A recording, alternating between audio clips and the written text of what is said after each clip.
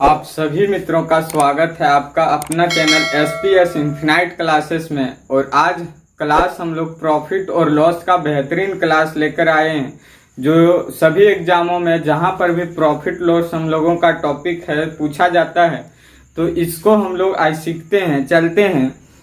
सबसे पहला क्वेश्चन, जो क्वेश्चन नंबर 4 तक हम लोग पिछले क्लास में पढ़े थे, आज देख रहे हैं कि एक आदमी किसी वस्तु को विक्रय मूल्य पर 25% हानि पर बेचता है, तो वास्तविक हानि प्रतिशत क्या होगा वो ज्ञात करने बोला गया। ठीक है, तो मैंने परसेंटेज जब पढ़ा रहा था, आप यदि परसेंटेज नहीं पढ़े हैं तो जाके पीछे वाला वीडियो में देखेंगे कि 25% इक्वल टू बताए हैं क्या होता है 1/4। क्या बताएं? 1/4। क्या बोल रहा है क्वेश्चन में कि एक आदमी किसी वस्तु को विक्रय मूल्य के 25% हानि पर बेचता है। मतलब ये जो बता रहा है ये किस चीज को बताता है? विक्रय मूल्य को बताता है, मतलब सेलिंग प्राइस बताता है। किस चीज को बताता है? सेलिंग प्राइस को बताता है। ठीक है, विक्रय मूल्य को बताता है। बोल रहा है इसका 25% लॉस हो रहा है। इसका 25% क्या हो रहा है? लॉस हो रहा है, हानि पर बेच रहा है। तो इसका जो लॉस हो रहा है, लॉस कितना का हो रहा है? 1 का लॉस हो रहा है। मतलब जो उसका कॉस्ट प्राइस होगा वो कितना होगा? 4 और 1 कितना हो जाएगा? 5 होगा, क्योंकि कॉस्ट प्राइस क्या होता है? Selling price plus loss. Selling price plus loss. ठीक है, जान रहे हैं हम लोग। कॉस्ट प्राइस इक्वल टू ये आ गया 5। अब पूछ रहा है वास्तविक हानि प्रतिशत ज्ञात करना है। तो वास्तविक जो हानि प्रतिशत हो रहा है, हानि प्रतिशत हमेशा किसी प्रॉफिट और लॉस कंपेयर करते हैं किस चीज पर? कॉस्ट प्राइस पर। तो कॉस्ट प्राइस नीचे रखेंगे और हानि उसका कितना हो रहा है? हानि कितना हो रहा है? 1 का। और परसेंटेज 1/5 मतलब 20%। मतलब लॉस जो हो रहा है उसका 20% का वास्तविक लॉस हो रहा है। यहाँ तक किसी भाई को आपत्ति? यदि डॉट है तो कमेंट करें, उसको और क्लियर से हम बताएंगे। ठीक है, अब नेक्स्ट जो क्वेश्चन है, क्वेश्चन नंबर 6 बोल रहा है कि 16 वस्तुओं का सीपी जो है क्रय मूल्य है, 16 वस्तुओं का सीपी जो है कॉस्ट प्राइस है, 14 वस्तुओं के सेलिंग प्राइस के बराबर है। तो प्रॉफिट या लॉस परसेंट ज्ञात करने बोला है, फाइंड करने बोला है। क्या? Profit and loss percent. तो कैसे पता करेंगे? मान लेते हैं इस कॉस्ट प्राइस को इधर ले आते हैं, तो क्या हो जाएगा? Selling price upon cost price equal to, यदि हम इसको काटें तो 2 7 जा 2 8 जा, क्या आ जाता है? कॉस्ट प्राइस को इधर ले गए, इसको इधर, 8/7। कॉस्ट प्राइस कितना है? रिप्रेजेंट कर रहा है 7। सेलिंग प्राइस कितना रिप्रेजेंट कर रहा है? 8 यूनिट। अब यहाँ पर पूछ रहा है लाभ या हानि। तो कॉस्ट प्राइस कम है, सेलिंग प्राइस ज्यादा है, तो प्रॉफिट हो रहा है डेफिनेटली। कितना का प्रॉफिट हो रहा है? 1 का प्रॉफिट हो रहा है। 1 का प्रॉफिट हो रहा है किस पर? 7 पर। तो परसेंटेज निकालेंगे, प्रॉफिट मतलब लाभ परसेंट हम लोगों का आ रहा है। लाभ परसेंट इक्वल टू 1/7 किस चीज को रिप्रेजेंट करता है? 14 से ही 2/7%। यहाँ तक किसी भाई को कोई आपत्ति है तो खुलकर बताएं। देखते हैं आगे। क्वेश्चन बोल रहा है कि 2750 वस्तुओं का क्रय मूल्य सीपी जो है वो 2500 वस्तुओं के एसपी के बराबर है। 2750 सीपी का सीपी इक्वल टू 2500 का एसपी के इक्वल है। तो प्रॉफिट या लॉस परसेंट पता करना। तो हम इस सीपी को इधर ले जाएं कि एसपी बाय सीपी करें, तो क्या आ जाएगा? सीपी को इधर ले गए तो ये 2500 को इधर ले आएंगे, 2750/2500। यहाँ तक किसी भाई को कोई दिक्कत समझने में? प्रश्न के अनुसार चले। अब यहाँ पर 10 कैंसल। अब ये कटेगा किस चीज से? 25 से काटते हैं, 25 दें और 25 से काटते हैं, 25 से कम 25, 25 से 11 आया कितना? 11/10। क्या है? 11/10। तो बोल रहा है कॉस्ट प्राइस 10 रिप्रेजेंट कर रहा है, सेलिंग प्राइस 11 रिप्रेजेंट कर रहा है। तो यहाँ पता चल रहा है कि एक का प्रॉफिट हो रहा है। एक का प्रॉफिट हो रहा है किस पर? 10 पर। एक का प्रॉफिट हो रहा है 10 पर। तो एक्चुअल जो वास्तविक लाभ या हानि परसेंट पता करने बोला है, तो 1/10 किस चीज को रिप्रेजेंट करता है? 10%। मतलब जो यहाँ हम लोगों का प्रॉफिट परसेंट हो रहा है वो क्या हो रहा है? 10% का प्रॉफिट हो रहा है। यहाँ तक किसी भाई को कोई दिक्कत तो खुलकर बताएं। अब आगे बोल रहा है कि 12 वस्तुओं का क्रय मूल्य 12 वस्तु का सीपी इक्वल टू है 9 वस्तुओं के एसपी के इक्वल, 9 वस्तुओं के एसपी के इक्वल, जबकि 10 वस्तुओं पर डिस्काउंट, 10 वस्तुओं पर डिस्काउंट, 10 वस्तुओं पर डिस्काउंट कितने क्या है, 10 वस्तुओं के डिस्काउंट 5 वस्तुओं पर लाभ के बराबर है, 5 वस्तुओं के प्रॉफिट के बराबर है। यहाँ तक किसी भाई को कोई दिक्कत, क्वेश्चन में जो बोला उसी को साफ साफ शब्दों में हमने उतार दिया, कोई दिक्कत नहीं। अब आगे बोल रहा है तो लाभ परसेंट निकालना है और बट्टा परसेंट में अंतर, लाभ परसेंट और बट्टा परसेंट में डिफरेंस पूछ रहा है क्या है। तो सबसे पहले हम लोग लाभ परसेंट निकालते हैं। तो जब हम इस कॉस्ट प्राइस को इधर ले जाएंगे तो होगा क्या कि selling price upon cost price equal to होगा 12 अपॉन 9, 3 3 जा 9, 3 4 जा 12, आया क्या 4/3। तो यहाँ देख रहे हैं कॉस्ट प्राइस 3 है, कॉस्ट प्राइस 3 है और सेलिंग प्राइस 4 है। तो प्रॉफिट कितने का हो रहा है, प्रॉफिट 1 का हो रहा है। प्रॉफिट कितने का हो रहा है, 1 का। आप यहाँ तक क्लियर हैं, आर यू एग्री, यहाँ तक सहमत है तो आगे बढ़ते हैं। प्रॉफिट कितना हो रहा है, 1।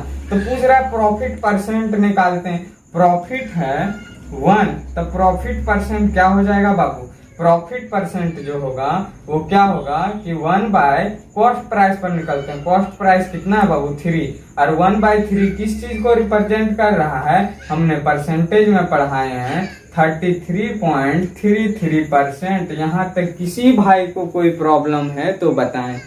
अब यहाँ पर देख रहे हैं हमको निकालना है डिस्काउंट परसेंट। क्या निकालना बोल रहा है, डिस्काउंट परसेंट। डिस्काउंट परसेंट हम जब देख रहे हैं तो प्रॉफिट हम लोगों का निकल गया, क्या निकला बाबू, प्रॉफिट निकला 1।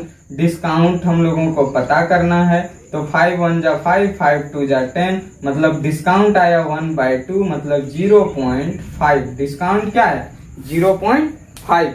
अब थोड़ा सा हम ऊपर मिटाते हैं दोस्त, ताकि हम आसानी से और अच्छा से समझा सकें, लिख सकें, ठीक है। ध्यान देंगे, हमें विश्वास है ऊपर वाला आप लोग स्टॉप करके लिख लेंगे, या तो समझ गए तो कोई दिक्कत, लिखने का जरूरत भी नहीं।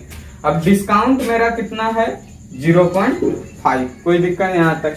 अब हम लोगों को यहाँ पर क्या क्या दिया गया है वो चीज लिख लेते हैं। कॉस्ट प्राइस, सेलिंग प्राइस एक होता है, एक होता है मार्क प्राइस, मार्क प्राइस, ठीक है। Cost price, selling price, mark price, ठीक है। 3 चीजें हम लोगों का होता है प्रॉफिट लॉस में। कॉस्ट प्राइस हम लोगों का कितना है, 3। कॉस्ट प्राइस कितना है, 3।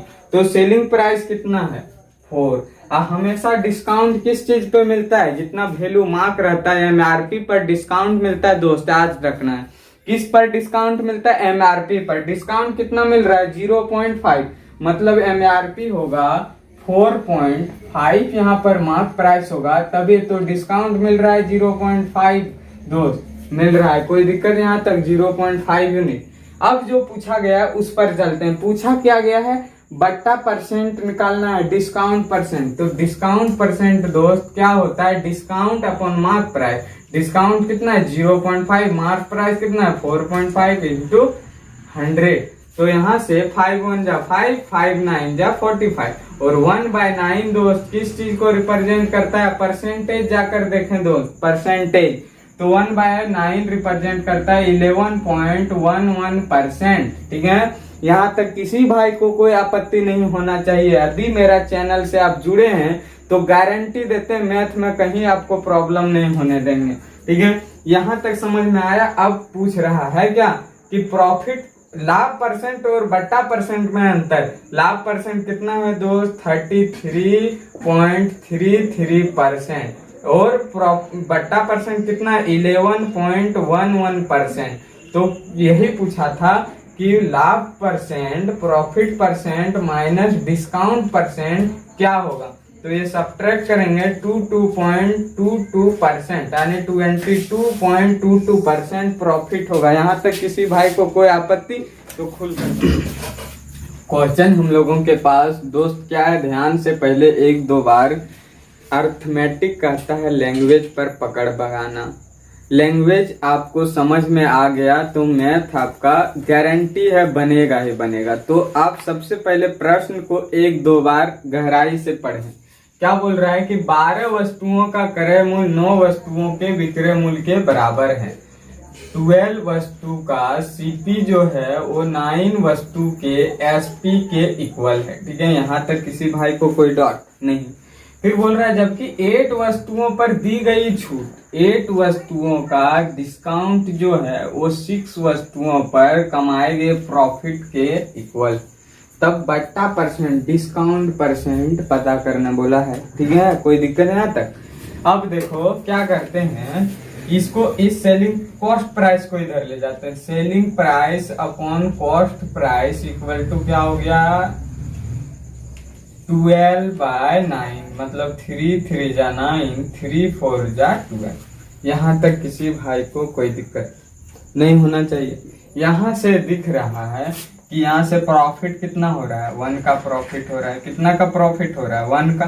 कोई दिक्कत है यहाँ तक किसी का, मतलब यदि हम लिखें यहाँ तक इसमें कोई दिक्कत नहीं। बट्टा परसेंट हम लोगों को पूछ रहा है तो बट्टा परसेंट हम लोग पता करेंगे। यहाँ पर दिख रहा है, देखो इस डिस्काउंट को यदि हम इधर ले जाएं, डिस्काउंट को या तो इस प्रॉफिट को इधर ले आते हैं, प्रॉफिट को इधर ले आते हैं तो होता क्या है कि देखो discount upon profit equal to 6/8। यहाँ तक किसी भाई को कोई प्रॉब्लम है तो खुलकर बताएं। तो इसको यदि हम काट रहे होंगे तो 2 3 जा 2 4 जा। यहाँ पर दिख रहा है प्रॉफिट कितना हो रहा है इस स्टेप में 4, और यहाँ पर प्रॉफिट जो दिख रहा है प्रॉफिट कितना हो रहा है 1, मतलब कुछ तो गड़बड़ है। मतलब प्रॉफिट को इक्वल करेंगे तो मल्टीप्लाई सब जगह हम लोग यहाँ पर यदि लिखें कि कॉस्ट प्राइस दिख रहा था 3, सेलिंग प्राइस दिख रहा था कितना 4 यूनिट, और इसके अलावे प्रॉफिट दिख रहा था 1 यूनिट। लेकिन यहाँ प्रॉफिट कितना दिख रहा है 4 और डिस्काउंट 3 दिख रहा था। डिस्काउंट यदि हम 3 लें, डिस्काउंट 3 यूनिट माने और प्रॉफिट को यदि 4 यूनिट माने, प्रॉफिट इक्वल करना होगा। जब यहाँ इक्वल करेंगे 4 से मल्टीप्लाई करेंगे पूरे मल्टीप्लाई हो जाएगा। तो 4 से मल्टीप्लाई मतलब कॉस्ट प्राइस हो गया 4 से मल्टीप्लाई होगा 12, और सेलिंग प्राइस हो गया 16, सेलिंग प्राइस 16। अब देखें इक्वेशन को ध्यान से यहाँ समझें।